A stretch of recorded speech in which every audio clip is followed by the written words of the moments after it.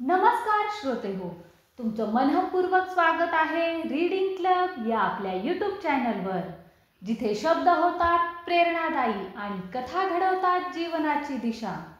या व्हिडिओमध्ये आपण आज ऐकणार आहोत मन में है विश्वास या विश्वास नांगरे पाटील यांच्या प्रेरणादायी पुस्तकातील संयुक्त मोहीम हा जबरदस्त आणि स्फूर्तिदायक पाठ। ही कथा आपल्याला सहकार्य, समर्पण आणि नेतृत्वाचे महत्त्व शिकवते। जर तुम्हाला आत्मविश्वास, मेहनत आणि ध्येयावर दृढ राहण्याची प्रेरणा हवी असेल तर हा पाठ नक्की ऐका। चॅनलला लाईक, शेअर आणि सबस्क्राइब करा। चला तर मग ऐकूया संयुक्त मोहीम या पाठाचा उर्वरित भाग। दिलवाले दुल्हनिया ले जाएंगे हा सिनेमा मी खूपदा पाहिला आहे। अनेक जण सिनेमात शाहरुखच्या बापाची भूमिका केलेल्या अनुपम खेर प्रमाणे मुलाला प्रेमात पडण्याच्या आणि तारुण्यामध्ये ऐश करायला लावण्याच्या शिकवण्या देतात। हा सिनेमा पाहून अनेक जणी आपापला शाहरुख किंवा अनेक जण आपापली काजोल शोधण्याचा प्रयत्न करतात।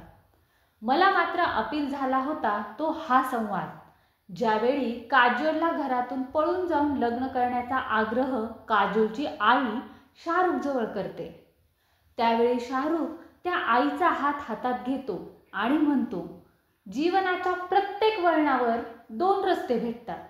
एक शॉर्टकट असतो, खूप सुंदर फुलाफुलांचा, खाचखळगे नसणारा सोपा मार्ग, आणि दुसरा कठीण, लांबलचक, अवघड, संकटांचा आणि खाचखळग्यांनी भरलेला, मार्गक्रमण करायला आव्हान असणारा दुर्गम अंतराचा कठीण रस्ता।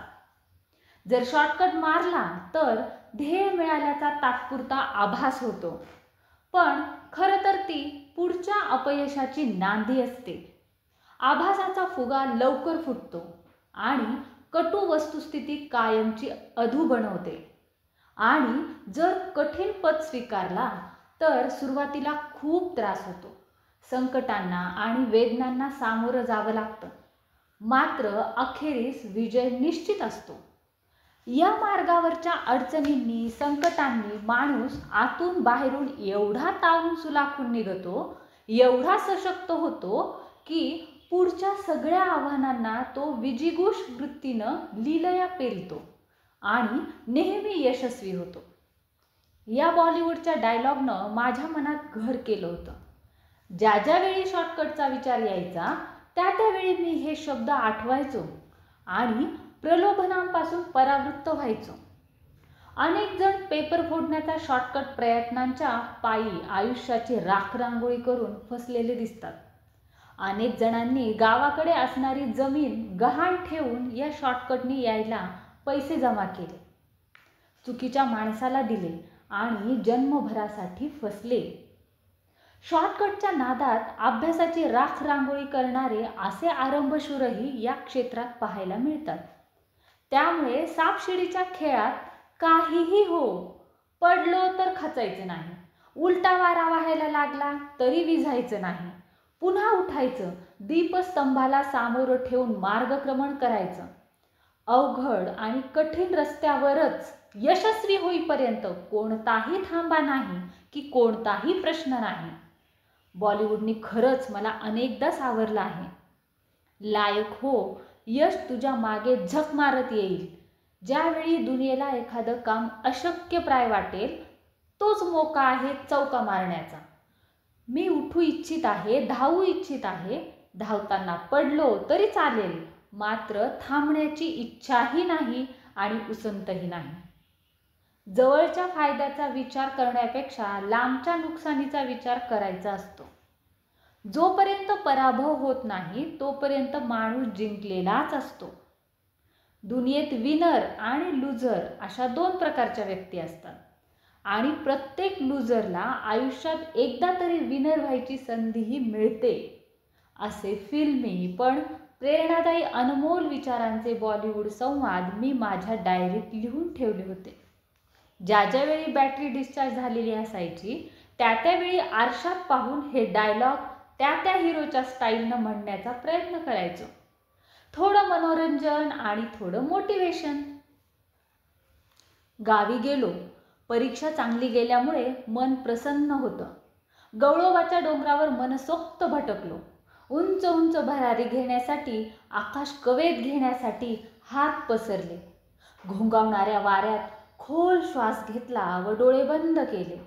ईश्वराला साथ दिली आणि आकाश ठेंगणं वाटू लागलं. समोर दुतर्फा वाहणाऱ्या वारणा नदीचा प्रवाह रोमारोमात वाहू लागला. या टेकडीवर अशी काही ऊर्जा मिळायची की सगळा शीण पळून जायचा. सगळी आव्हानं, संकट सोपी वाटायची. हा माझा कदाचित हॅपी स्पॉट किंवा आनंदी स्थळ होतं. आपल्या आयुष्यात अशी आनंदी स्थळं असतात. ज्यावेळी निराशेच्या गर्तेत आपण जातो त्यावेळी ही स्थळं खूप मदत करतात. तुम्हाला कवेत घेतात, कुरवाळतात आणि तुमच्या तणावांना, दुःखाला पळवून लावतात. आईची कुशी, बाबांची मांडी, आजीची गोधडी, शाळेची घंटा, बापूचं थिएटर, पतंगाची दोरी, गुऱ्हाळाची गंजी, नदीत उडी, गारीगारची कांडी, बापूची टुरिंग टॉकीज, पारंब्याचा झोका अशी माझी कितीतरी आनंदी स्थळं होती आणि आहेत. मी त्यांची संख्या वाढवण्याचा सतत प्रयत्न करत असतो, जेणेकरून अशी रंगीबिरंगी ठिगळं लावून माझं भावविश्व अजून सुंदर, हसरं आणि आल्हाददायक होईल. आज माझ्या मुलांचा धिंगाणा, मोटरसायकलवरून पत्नीसोबत फिरणं, नरिमन पॉईंटवर पहाटेचं धावणं, जिममध्ये व्यायाम करणं, स्विमिंग पूलमध्ये मनसोक्त पोहणं, गिटार वाजवणं, चांगला सिनेमा पाहणं, गावाकडच्या शेतात जुन्या आठवणी शोधणं अशी सगळी माझी आनंदी स्थळं आहेत. ज्या ज्यावेळी निराशा मागे लागते त्यावेळी तिला चुकवून मी अशा एखाद्या आनंदी स्थळी पोहोचतो व तिला मग लांबूनच हुलकावण्या देत राहतो. ही स्थळं मला जगण्यासाठी अधिक प्रवृत्त करतात, लढण्यासाठी ऊर्जा देतात, संघर्षाचं रूपांतर ध्येयात करतात, उंच उंच असणाऱ्या उद्दिष्टांना अगदी समोर आणून ठेवतात व हात जोडून स्वीकारायला सांगतात. गावाकडे यावेळी मात्र परीक्षेबद्दल काही बोललो नाही. पुन्हा एकदा आपला पोपट व्हायला नको. माझ्याकडे कुचक्या नजरेने पाहणाऱ्या, खिजवणाऱ्या, नजरेने हसणाऱ्यांना एक सॉलिड चपराक द्यायची होती. यावेळी सगळं सिक्रेट ठेवायचं. आपली पुढची चाल कोणाला कळू द्यायची नाही आणि एकदम द्यायचा त्या कुत्सित नजरांना 440 व्होल्टचा झटका. मित्रांना सोबत घेतलं व जीप काढली. 8 दिवस कोकणात मनसोक्त फिरलो. हिरव्यागार वनराईंनी मन प्रसन्न झालं. गणपतीपुळ्याला श्री गणेशाचं दर्शन घेतलं व समुद्रात मस्त डुंबलो. किनाऱ्यावर येणाऱ्या लाटांवर स्वार होऊन आयुष्यांच्या आव्हानांचा आलेख पाहिला. रोजच्या जीवनातही अशा लाटा येतात. भरतीच्या वेळा, ओहोटीच्या वेगळ्या. एखाद्या वेळी सुनामीची काळ सदृश्य लाटही येते. रोज आपल्या नावेच्या शिडाला वेगवेगळी दिशा दिली तर लाटांशी सामना करणं सोपं होतं. खवळलेल्या समुद्रात सामान्यांची नाव तग धरत नाही. बाजारू आणि हलकी गलबतं उलटीपालटी होतात. त्यासाठी मजबूत बनावटीची बोटी बनवाव्या लागतात. त्या तग धरतात. सुनामीमध्ये मात्र कोणाचंच काही चालत नाही. आयुष्य असंच असावं.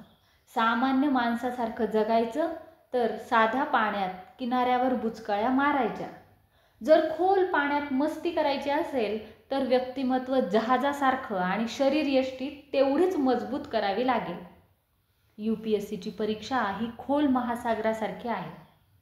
3 टप्प्यामध्ये किती वेळा ती उसळ्या मारते, डरकाळ्या फोडते, वेडेवाकडे गुंतागुंतीचे डाव टाकते अन क्षमतांचा अंतिम कस लागतो.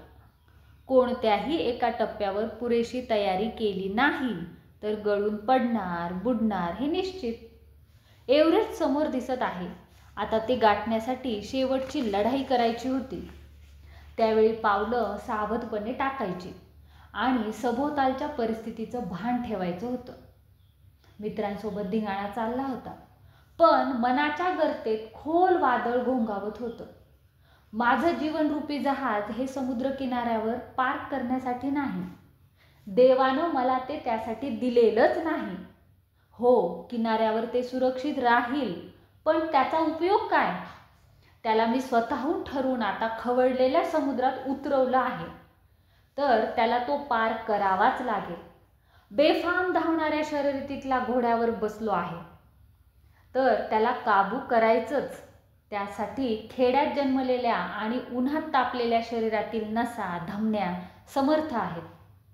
नियतीला जिथं वीज पाडून आग लावायची आहे, तिथंच मला माझं झोपडं बनवायचं आहे आणि ते मी बनवणारच.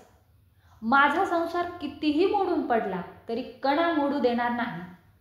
एकदा मांड ठोकणार त्या उधळलेल्या घोड्यावर आणि मग पाहतो कशी नाही जमत एका कपारीवरून दुसऱ्या कपारीपर्यंत पोहोचणारी झेप.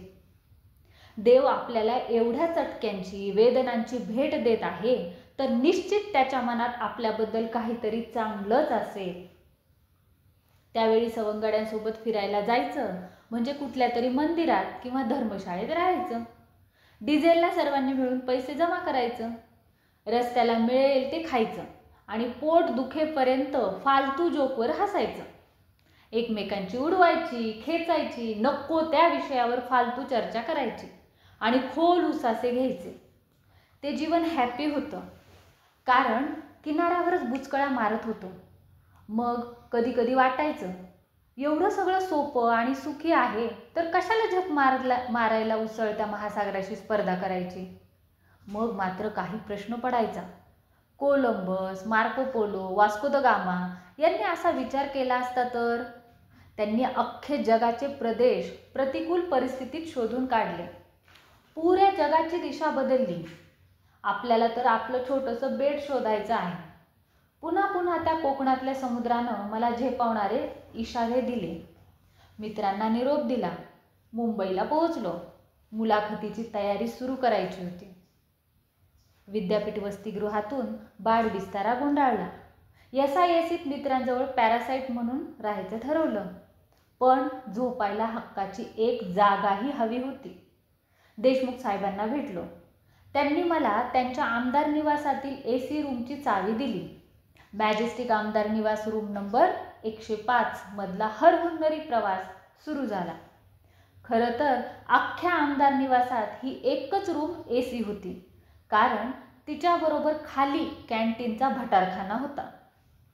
त्यावेळी हिची लादी तापायची म्हणून सुवर्णमध्य साधायला एक विंडो AC बसवला होता. या AC रूमच्या बाहेर बैठक होती. तिच्यात मात्र तालुक्यातील कोणीही येऊन कधीही राहत असे. 5-6 जण तर नेहमीसाठी पडीक होते. सकाळी उठून आंघोळ करायची, वडापाव खायचा व देशमुख साहेबांना तोंड दाखवायला जायचं. प्रत्येकाला काहीतरी नोकरी पाहिजे असायची. स्वतःहून मात्र हे महाभाग काहीही प्रयत्न करायचे नाही. संध्याकाळी कुलाबा कॉलेजवर तुकाऱ्या करत भटकायचे. मी माझी पत्र्याची पेटी कॉटखाली ठेवली. निवडं पुस्तकं काढली.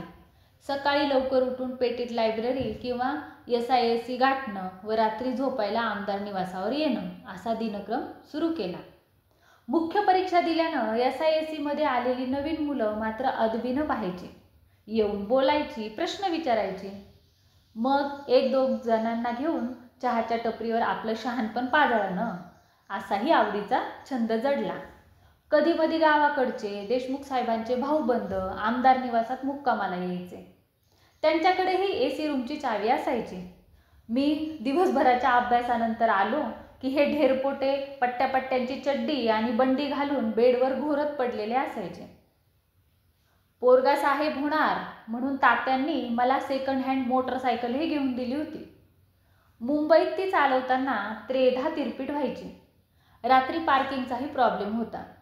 आमदार निवासाच्या पाठीमागच्या चाळीत 3-4 दिवस पार्क केली, तर 4थ्या दिवशी तिच्या तेलाच्या टाकीत कोणीतरी नतद्रष्टानं किलोभर साखर टाकली. पुरं इंजिन खोलावं लागलं. 3 दिवस तिला गॅरेजवर नेऊन दुरुस्त करून घेतलं. शिवजाला बरोबर घेतलं व कोकण मार्गे कंबर्ड मोडेपर्यंत 900 किलोमीटर हिरव्यागार वळणावळणांनी 3 दिवस बाईकवर प्रवास करत गावी तिला सोडून आलो. जाताना दिसेल त्या पाण्याच्या तलावात उड्या घेतल्या. समुद्राच्या लाटांवर पोहलो. मनसोक्त शिट्ट्या मारल्या. ये दोस्ती हम नहीं छोडेंगे सारखी गाणी म्हटली. थोडक्यात काय तर नैसर्गिक भावनांना वाट करून देत डोंगर उतारावरची फुलं पाहिली, पक्ष्यांची आसमान भरारी अनुभवली, मनाचा निवांतपणा मिळवला. कधीकधी अशी मरुद्यानं जगण्यात किती आनंद आहे, मजा आहे याची प्रचिती यायची.